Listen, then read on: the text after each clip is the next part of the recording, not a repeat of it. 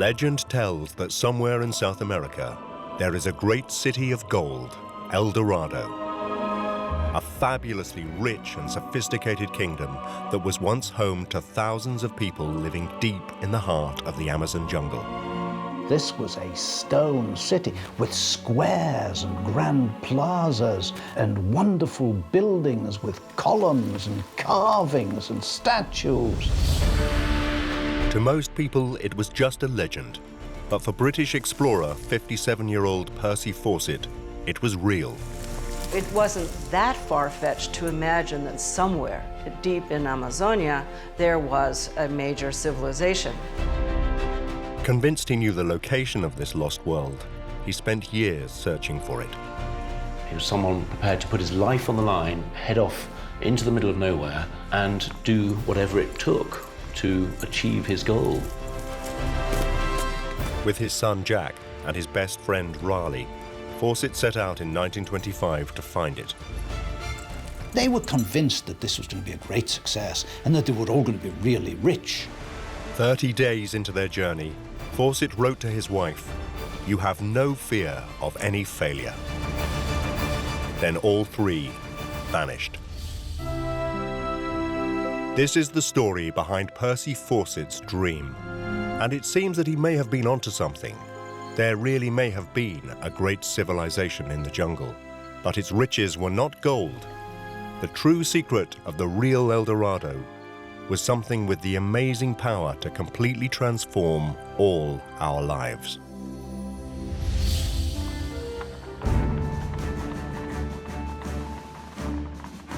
In the spring of 1906, Percy Fawcett was summoned to a meeting at the Royal Geographical Society in London and was made an offer he couldn't refuse.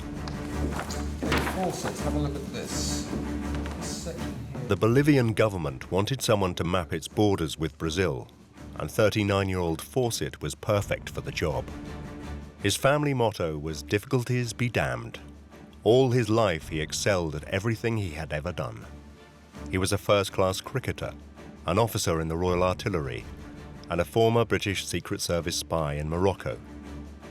But critically, he was a highly trained mapmaker and geographical surveyor who had been taught how to fix his position anywhere in the world. Fawcett's mission would be to survey and map the western Bolivian borders with Peru and Brazil. And his exploration, he was told, would be difficult and dangerous. But to Fawcett, all this sounded like a dream job. The romantic history of the Spanish and Portuguese conquests of South America and the mystery of its jungles pulled him in. Now his heart was pounding, even though there were complications. There were my wife and son to consider, and another child on the way. But destiny intended me to go, so there could be no other answer. Fawcett's destiny had been sealed from a very early age. I think he was about 6 or 7, and the family was living on the Devon coast. He discovered some Roman remains in a cave near where they were living, and they excited him enormously. It made him the center of attention, and it caught his imagination. And I think that it was that single incident that put the spark there. And for the rest of his life, he was searching for treasure.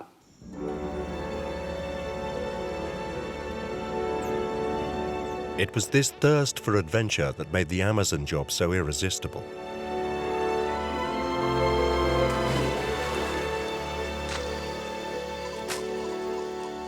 There is something about the Amazons, the greatest of all rainforests. It's something like 3,500 miles across.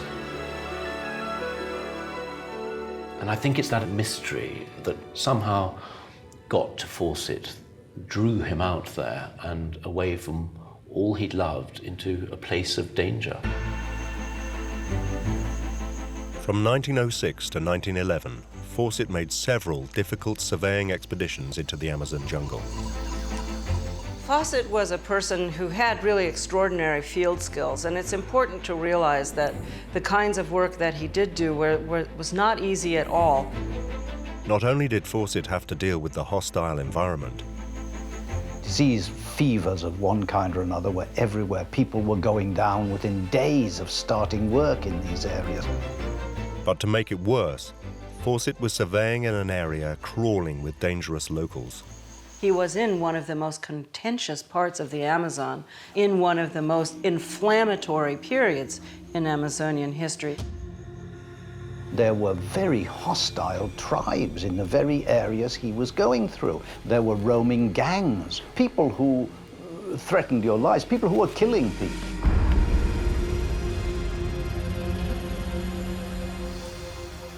All of this would, to many people, have made the assignment sound terrible, but of course, to Fawcett, it was just like throwing coal on the fire. He loved it.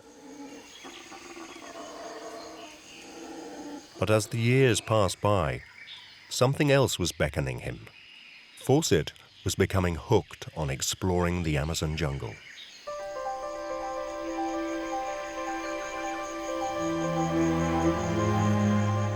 Deep down inside of me, a tiny voice was calling. At first, scarcely audible, it persisted until I could no longer ignore it. Inexplicably, amazingly, I knew I loved that hell. Its fiendish grasp had captured me.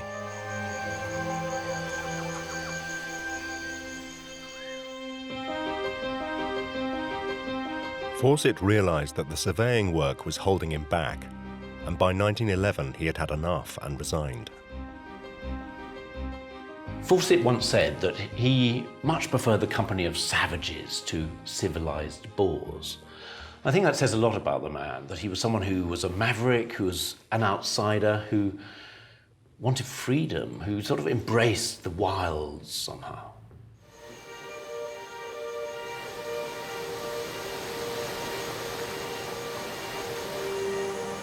Fawcett's heart was in exploration, but what he needed now was a mission grand enough to satisfy his passion.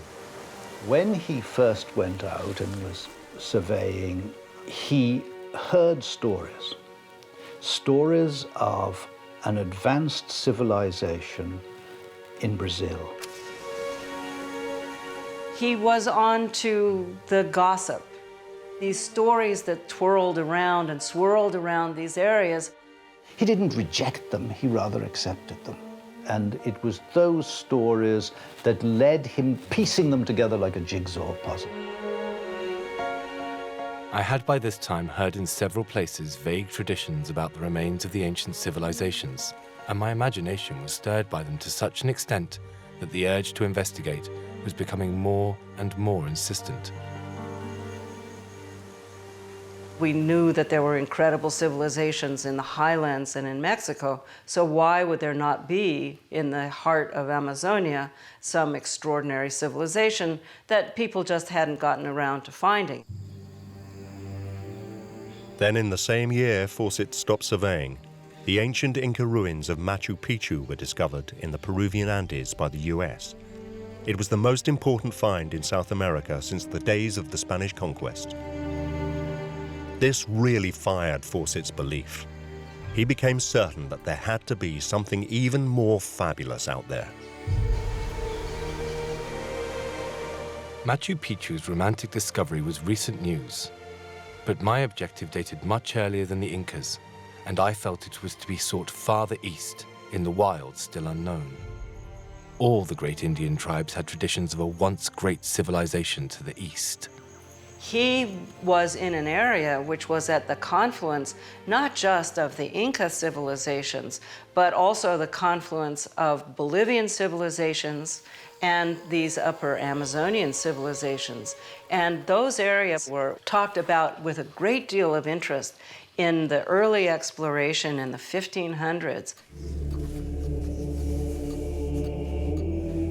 One story that obsessed Fawcett was the historical account of the Spanish conquistadors' Amazon expedition in 1541. Fawcett was very familiar with the literature of the Amazon, and he must have been hugely struck by the earliest accounts from the 16th century. People like Francisco de Orellana, who's the man who first descended the Amazon and discovered it for Europe. For 8 months, Orellana and his 57 conquistadors traveled downriver towards the sea searching for El Dorado. a kingdom of gold described by various Indian tribes as being a city deep inside the jungle. And eventually, as they went down, they met large groups of people in villages. They went as far as finding roads heading to the interior. They heard that there were towns in the interior. Oriana tells us that there were highly populated riverbanks. And we're talking about communities perhaps of 20,000 strong. So this must have played on Fawcett's mind. They recorded a different set of groups and different groups of people. Some were dressed, some were not. And they noted that they were in very large quantities. Could this be what Fawcett was looking for? If so, where was this city? Fawcett then came across another intriguing record housed in Rio's National Archives Library in Brazil. One of the documents that we know particularly fascinated Fawcett was document 512. This decaying historical account was known simply by the catalogue number 512 because it had no author. The name of the person who discovered the city had worn away, so Fawcett called him Francisco Raposo. Raposo was a Portuguese soldier of fortune who described how, after a long, troublesome journey incited by the insatiable greed of gold, he and his men came across a mountain path that had been cut by man rather than by nature.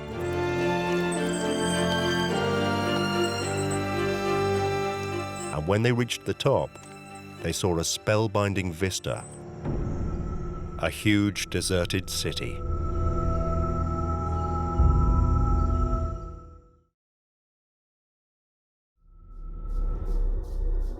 The man Fawcett dubbed Raposo had written, "We went on into the strange city, and we came on a road of great length and a well-set-out plaza, and in the middle of the plaza, a column of black stone of extraordinary grandeur. We went with fear and trembling into some of the houses, and in none did we find vestiges of furniture or movable objects by which or whose use we might guess at the sort of people who had dwelt therein." The city was deserted, but within it they found all manner of fantastic things, these large halls and columned buildings and broad boulevards, just like something you might find in ancient Greece, or imagine you'd find in ancient Greece, sitting there right in the middle of the jungle at a fork in the river.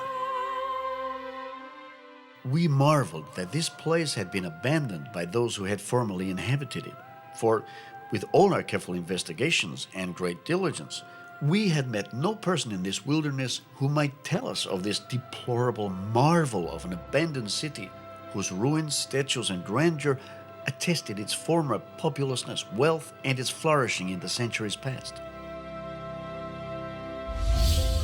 Fawcett was fascinated. Raposo had come across this vast lost city. I've looked at it myself, and it conjures up images of a lost world, a sort of city of gold. Although there was no mention in the document of the city's location, Fawcett now had further evidence of the existence of an ancient civilization deep inside the Amazon jungle.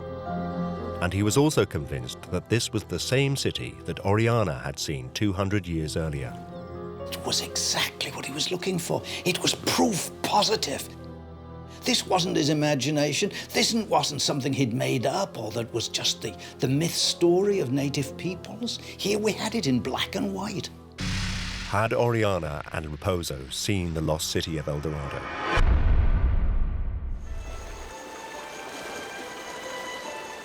Fawcett himself would never call it El Dorado. "I call it Zed, for the sake of convenience," he wrote. Even though Fawcett had never seen this lost city, he was happy to describe what it would look like to his younger son, Brian. The central place I call Zed, our main objective, is in a valley surmounted by lofty mountains. The valley is about 10 miles wide, and the city is on an eminence in the middle of it, approached by a barreled roadway of stone. I expect the ruins to be monolithic in character, more ancient than the oldest Egyptian discoveries. Judging by inscriptions found in many parts of Brazil, the inhabitants used an alphabetical writing allied to many ancient European and Asian scripts.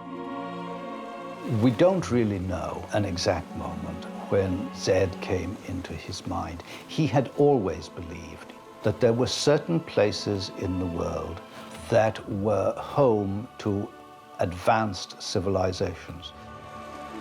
Fawcett was also convinced of something else. He believed that the people who lived in these remote, hidden places possessed extraordinary abilities. In this, he had been influenced by his peculiar upbringing. Fawcett had a very unusual background as an explorer. He wasn't someone whose father was someone who wanted to get to the South Pole or North Pole. Nothing obvious about him at all. Rather the opposite. He was from a strange background, you could say. His aristocratic father spent the family's wealth and died of drink at the age of 45. And so it was to his mother the young Percy turned for inspiration. His mother was very interested in spiritualism and it had a very great influence on Fawcett, and it lasted all his life. Fawcett's wife, Nina, was also interested in seances and astrology, and his elder brother, Edward, was a member of the Theosophy movement, a philosophical school formed by Helena Petrova Blavatsky to obtain hidden wisdom and enlightenment. He was influenced particularly in the religious area. Among other things, Percy at one point went out to India to be with Helena Blavatsky. Blavatsky's many followers included Gandhi, Thomas Edison, and Sir Arthur Conan Doyle. All this greatly inspired Fawcett's beliefs, especially Blavatsky's conviction that there were master priests capable of producing psychic messages to save mankind, and they lived in remote cities in such places as Tibet and South America. By September 1914, Fawcett was getting closer to locating his lost city of Zed, in his mind, a vast spiritual civilization.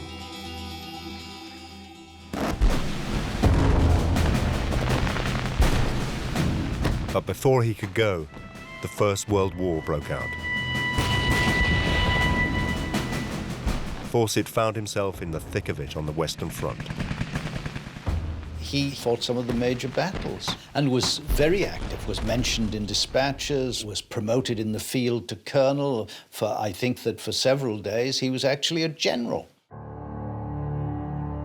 By the end of the war, Fawcett had received 2 medals, the Distinguished Service Medal for Bravery and a gold medal from the Royal Geographical Society for his historic mapping of South America.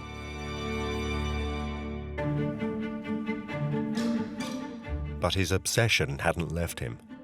On his return to England, Fawcett was more determined than ever to make his path to Zed, as he called it, a reality. Fawcett told his young son, Brian, The answer to the enigma of ancient South America, and perhaps of the prehistoric world, may be found when those old cities are located and opened up to scientific research. That the cities exist, I know. Gradually, piece by piece, clue by clue, Fawcett zeroed in on where Zed had to be. Influences from his past, especially his mother and Helena Blavatsky. Conversations with tribal peoples. Archival records from Francisco de Orellana's 1541 expedition of seeing communities 20,000 strong. And Raposo's account of a spellbinding vista of a huge deserted city eventually pointed Fawcett to just one place.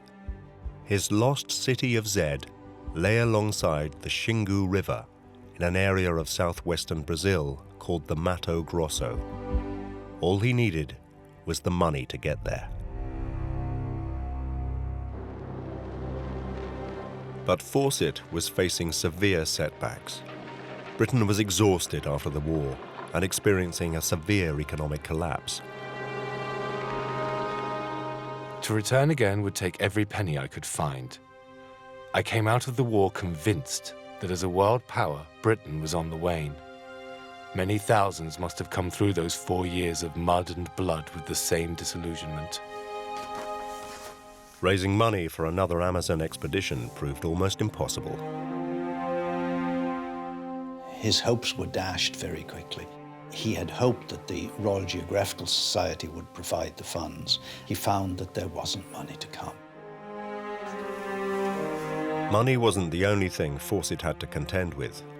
Fawcett's professional colleagues began to question the importance and validity of his quest for a lost city called Zed. People were beginning to say, just a minute, you know. Some of these stories this fellow are telling are nonsense. This can't be right.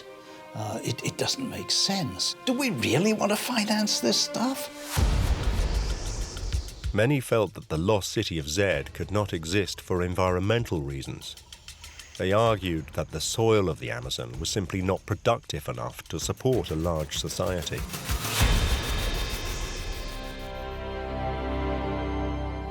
Seething with frustration, Fawcett wrote, I cannot induce scientific men to accept the supposition that there are traces of an old civilization in the Amazon. But eventually help did come.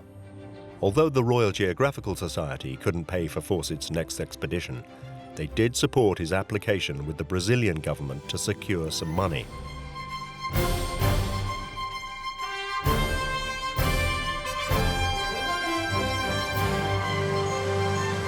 In 1920, Fawcett was back in the Amazon, searching for his El Dorado, the lost city of Zed, with 2 male companions.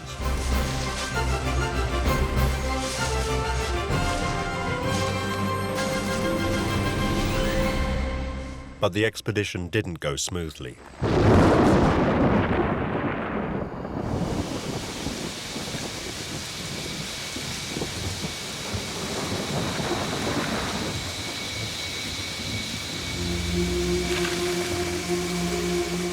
Rains flooded their route and destroyed their equipment.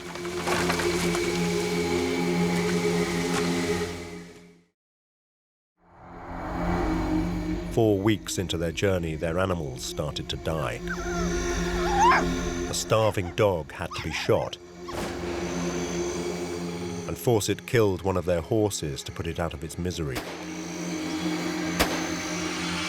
The place became known as Dead Horse Camp. Then one of Fawcett's companions suffered a mental breakdown, and the other ran off to Rio to get married.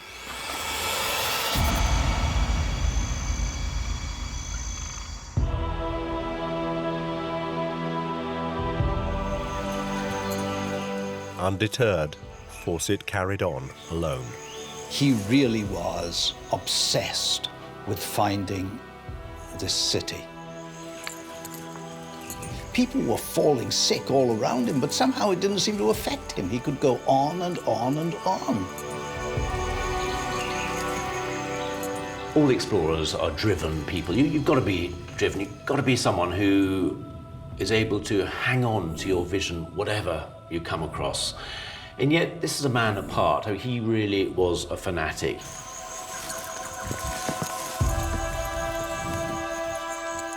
Always driven by the hope of finding Zed, the hope that it was over the next hill, that there would be a new scrap of information that would lead him there. Loneliness is not intolerable when enthusiasm for a quest fills the mind. The chief disadvantage seemed to be that were I to find anything of scientific or archaeological value, there would be no witnesses to support my word.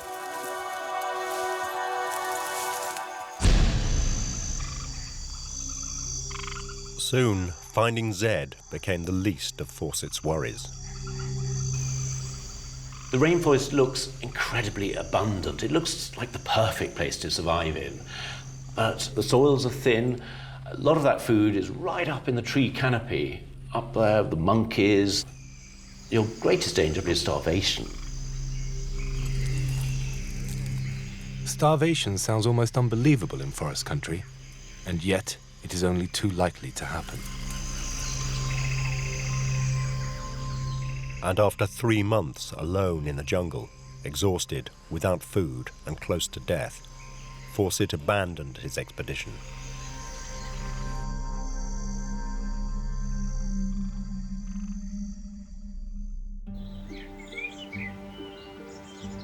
Back home in Devon, He would spend the next 2 years kicking his heels with frustration.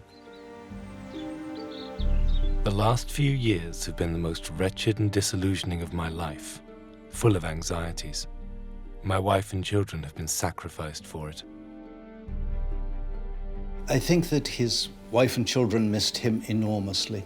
Nina particularly was very sad and lonely with his long, long absences, and the children doted on him. Of our 24 years of married life, only 10 have been spent together. Apart from 4 years in the Great War, I have spent 10 in the forest. You have to feel for his wife, poor old Nina. Whenever he was back in Devon, he felt he wanted to exchange that love and that comfort that she could provide for the danger, for the mystery of the Amazon. Who will ever understand that I want no glory from it, no money for myself, that I am doing it unpaid in the hope that its ultimate benefit to mankind will justify the years spent in the quest?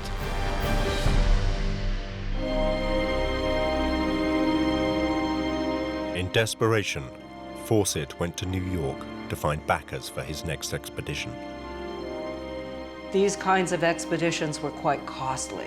So he had to be able to self-promote and to make this seem as the most important imaginable expedition out there at the time, so that he could attract the funds, attract the attention. And Fawcett did attract some attention.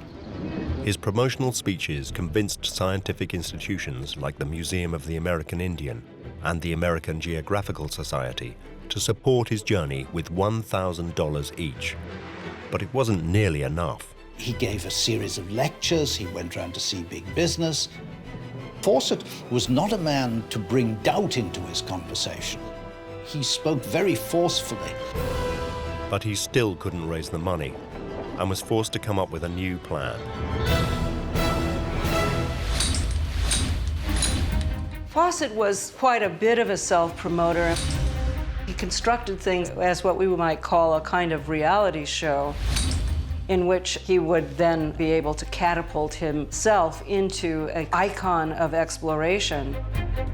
Fawcett approached the National American Newspaper Alliance, whose members had a paper in almost every city in the country, with a novel idea. He would send runners back out of the jungle with minute-by-minute dispatches of their quest to find the lost city of Zed, so his readers would be able to follow and experience their journey as it happened. Captivated by his idea, the newspapers gave Fawcett a very lucrative deal. Similar deals were made with newspapers around the world, ensuring millions of readers. But most of the money would only be paid to Fawcett on the completion of their journey. In some ways, I am rather glad that not one of the three of us makes a red cent unless the journey is successful, for nobody can say we were after the money in undertaking this rather perilous quest.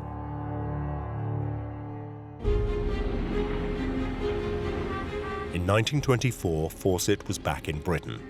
As news of the planned expedition grew in excitement and support, the Royal Geographical Society agreed to pay for their equipment. Eventually, Fawcett managed to raise around $5,000, the very bare minimum, Fawcett believed, to get them through to Zed. I found enough to make it imperative to go again. With the right companions, the right organization, and knowledge of the right way to go in, it can be brought to a successful conclusion. And our story, when we return from the next expedition, may thrill the world. But Fawcett was reluctant to give too much away to the press before they left. I cannot say all I know, or even be precise as to the locality, for these things leak out, and there can be nothing so bitter to the pioneer as to find the crown of his work anticipated. A traveller is someone who wanders along, perhaps just for the sheer hell of it, but an explorer has a dream, has a vision, and is determined not just to pull off that vision, but to bring back information, bring back evidence of whatever it is he or she has found. After his disastrous last expedition, Fawcett carefully picked his travel companions this time. His son Jack, now 21, and as strong as a horse and as keen as mustard, wanted to go with him. With Jack was his lifelong friend, Raleigh Rimmel. Fawcett knew what he was up against. He was hardened. He'd seen firsthand the forest. He'd lived there. But that wasn't the case for his two companions. Raleigh Rimmel in his 20s, his son Jack, again in his 20s, totally fresh, totally naive. Fawcett warned them both of the risks. It would be one of the most difficult and dangerous expeditions in the history of exploration, the ultimate test of faith, courage, and determination. So here was a man who understood the importance of precision, and yet here also was a mystic, a man who was prepared to set off with two inexperienced companions into the blue, into a mapless state, and wander around somehow until he found his lost city. He told his wife, he said, look, we're going to be away a long time. It could be a year. Don't be frightened. Don't expect to hear from us. We're going to go forward. We're going to find Zed. We're going to have this enormous success.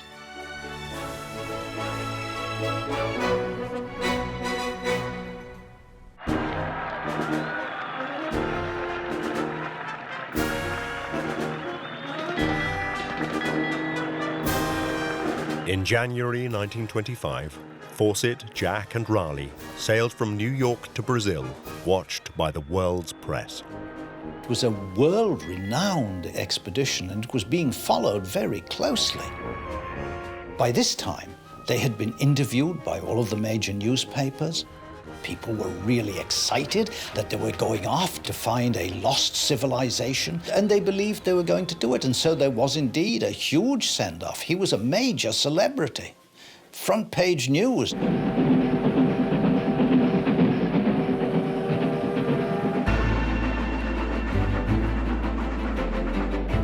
The following month, they left Rio de Janeiro on their 1,000-mile journey by train and boat into the interior of Brazil. Their destination, the Mato Grosso's capital, Cuiabá. Fawcett called it their stepping-off point. On April the 20th, 1925, Fawcett, Jack and Raleigh put on their explorers' outfits and Stetson hats, grabbed their .30 caliber rifles and 18-inch machetes, and left for the jungle. Opinion was divided as to whether their expedition was sheer lunacy or not. It's a little bit like Fitzcarraldo, where everyone thinks, oh, what a nut, getting a ship over a mountain and putting it on another tributary. But people were doing that all the time. So even though we might think it's the sign of total madness, in fact, at the time, it was a reasonable conjecture and a bold thing to try. Their direction was towards the Mato Grosso's upper Xingu River system, a tributary of the Amazon where Fawcett believed the city of Zed would be. The Mato Grosso is thick forest. Mato Grosso, that's what it means. And it is a devil of a place. That's the sort of phrase he would have used. A thick, nasty place. We're used to seeing a horizon. We're used to heading towards something. But in the forest, you see tree after tree after tree, and no more so than in the Mato Grosso. Sticking to the deal made with the press, Fawcett used runners to keep the public informed of their progress. As they went on each step of the journey, Fawcett would write a report, what they had seen, what they had experienced, and this chap would run back to civilization with it. They appeared in the American press, in the British press, in the Australian press, in quite a number of continental European papers. Jack told his mother of meeting stark naked Indians, of never feeling so well on his 22nd birthday, and that it would take a couple of months to reach Zed, possibly on his daddy's 58th birthday.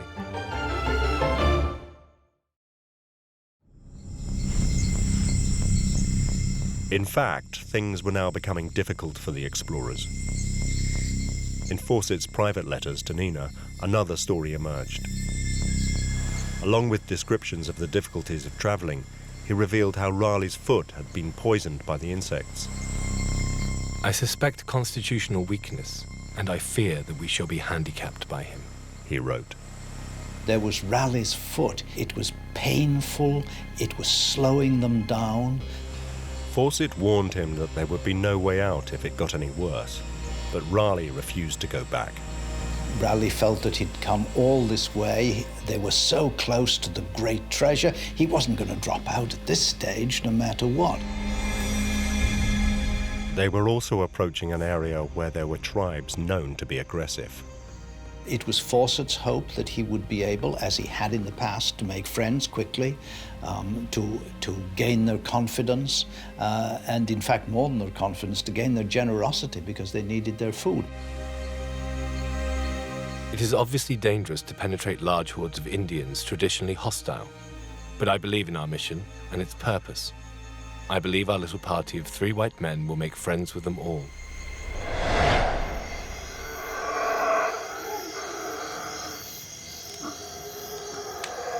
On the 29th of May 1925, 39 days into their journey, they reached Dead Horse Camp, where Fawcett had passed through on his last expedition.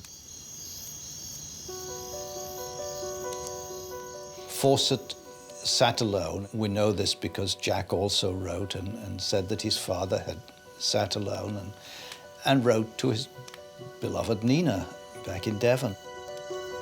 The attempt to write is fraught with much difficulty. Here we are at Dead Horse Camp, the spot where my horse died in 1920. Only his white bones remain. Jack is well and fit. Raleigh I am anxious about. He still has one leg in a bandage, but won't go back. So far we have plenty of food, but I am not sure how long this will last. It is very cold at night and fresh in the morning, but the insects and heat are out in full force come midday, and from then until evening, it is sheer misery in camp. I cannot hope to stand up on this journey better than Jack or Raleigh. My extra years tell, though I do my best to make up for it with enthusiasm. But I had to do this. Despite all this, Fawcett remained upbeat and ended his letter with, "You need have no fear of any failure."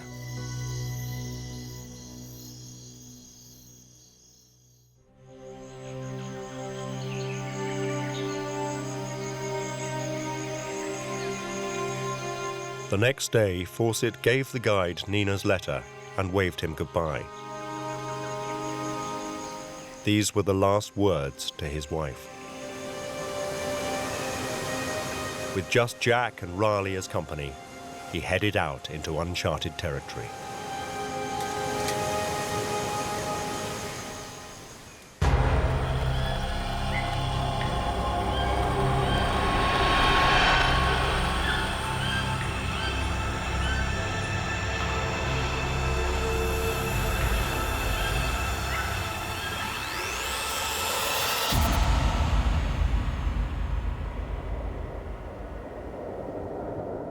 All over the world, people waited for news, wondering where they were. But there was nothing but silence. And the tensions on the home front, of course, were just awful.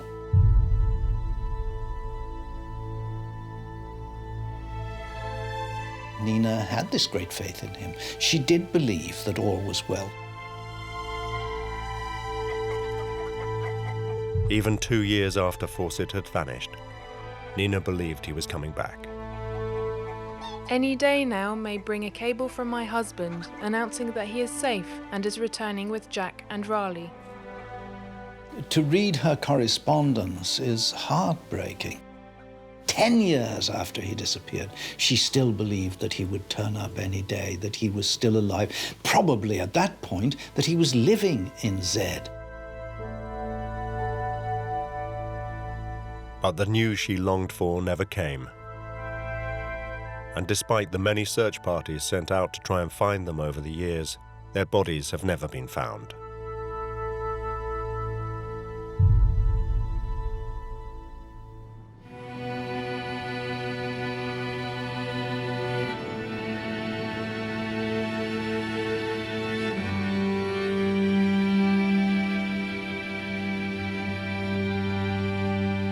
25 years later, in 1955, the New York Times declared that Fawcett's disappearance had set off more searches than those launched through the centuries to find the fabulous El Dorado.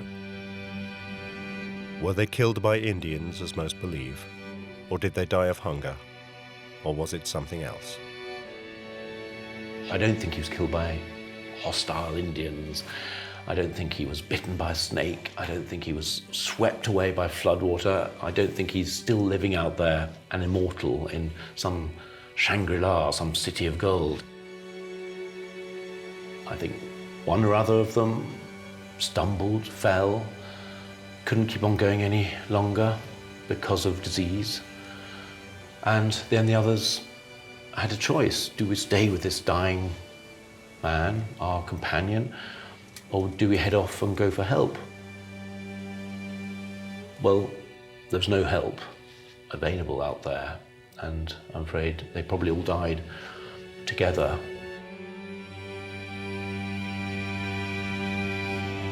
But no one really knows. They had vanished without trace.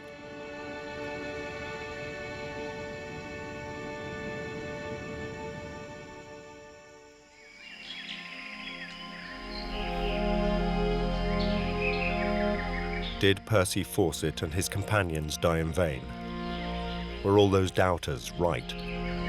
There was no great civilization in the jungle called El Dorado. Had he simply been deluded? In recent years, scientists have made a series of extraordinary discoveries. In the same area where Francisco de Orellana and his 57 conquistadors saw cities of 20,000 people in 1541, and just 100 miles west of Fawcett's last search for Zed, compelling evidence of past civilizations is now being unearthed. He basically traversed one of the areas in which some of the most exciting discoveries in the Amazon basin are taking place. Hidden in the jungle for several hundred years and only emerging now as trees are felled to create farmland is evidence of a vast network of ancient sites. These sites, seen from the air, show an extraordinary crisscrossed landscape with straight lines cutting across the savanna. Amongst the open plains, there are also thousands of isolated mounds or islands of rich forest linked by giant causeways. Recently, it was discovered in these forest islands there are clear signs of past human habitation. Fragments of food remains, pottery, cooking urns and human bones are now being uncovered on a massive scale. Here was evidence of a huge civilization. Archaeologists believe these sites and forest areas are part of an ancient civilization state that stretches over 160 square miles and was once home to hundreds of thousands of people. It's important to remember that these cities were as large as Constantinople in the 1500s, or as large as London, which was one of the largest cities of the time. These great civilizations were complex. We know that they had complex religions, they had complex technologies, they were the great engineering societies of the time. Could these be the remains of the great cities Francisco de Orellana and Raposo had described all those years ago? The ones that inspired Fawcett's quest to find his lost city of Zed? If so, why had they been swallowed up by the jungle?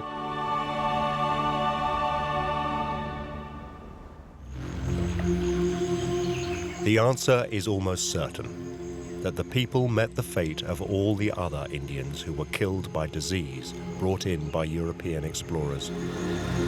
With contact from the Spanish in the 16th century, swiftly over 95% of their population was wiped out, and their homes and cities disappeared with them.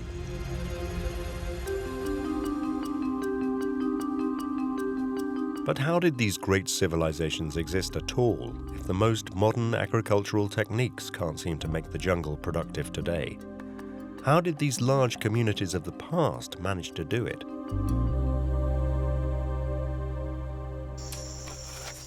The answer may be in the discovery of the mounds of black earth, or terra preta, as the Brazilians call it. It is dotted over many areas of the Amazon jungle.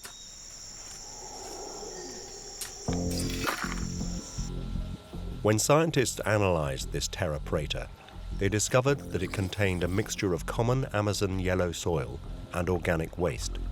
This meant that it was man-made. What we understand from ethnographic and archaeological evidence is that these soils formed as a result of very simple activities of burning litter, rubbish, the relocating of bits of soil into other places, and discard of charcoal from pottery production, fish bone, and all the rest.